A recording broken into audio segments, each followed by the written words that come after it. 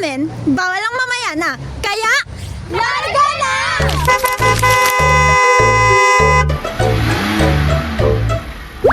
Hello everyone! Alam niyo ba kung ano ang Strawberry Festival? Bakit hindi? Dapat oo yan. Kaya ngayon, samahan niyo ako at pag-uusapan natin yan. Larga na!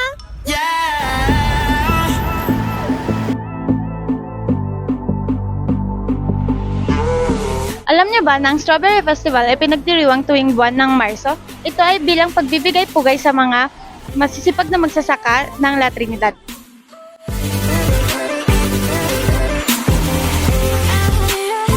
Ngayon ay pupunta naman tayo sa Strawberry Lane, kung saan nagbebenta ang mga lokal ng iba't ibang putahe gamit ang strawberry. Siyempre hindi natin papalagpasin na hindi tikman ng mga ito, kaya tara na, larga na!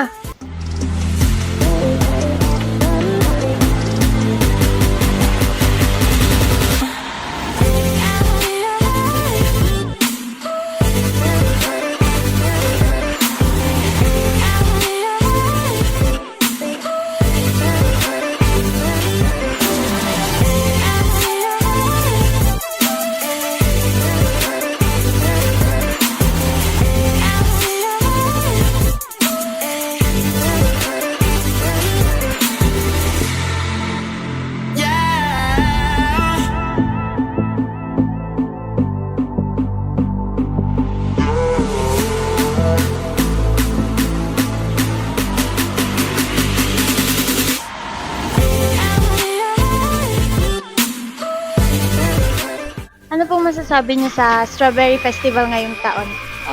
Masasabi ko successful po siya kasi ang dami pong mga officials and yung competitions po is ang dami rin pong nabago.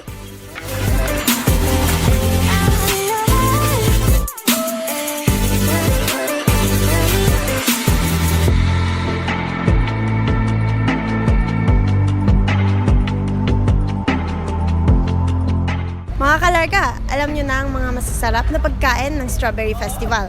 Kaya, sa part 2, abangan nyo Sa part 2, pag-uusapan natin bakit kaya pinagdiriwang ang Strawberry Festival at kung ano ang mga mahalagang kaalaman about dito. Kaya, larga na!